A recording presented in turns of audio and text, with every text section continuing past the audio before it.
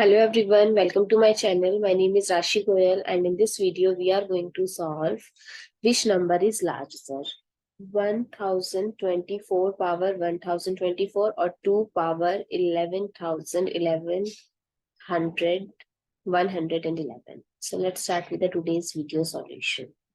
So as we know that 1024 we can write it as 2 power 10. So here we can write it as 2 power 10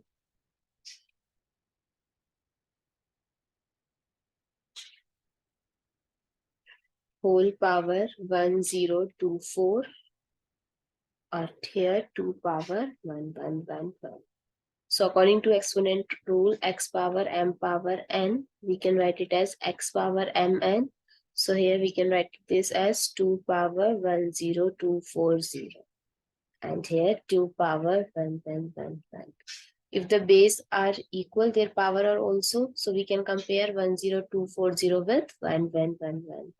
So as we can see, 2 power 11,111 is greater than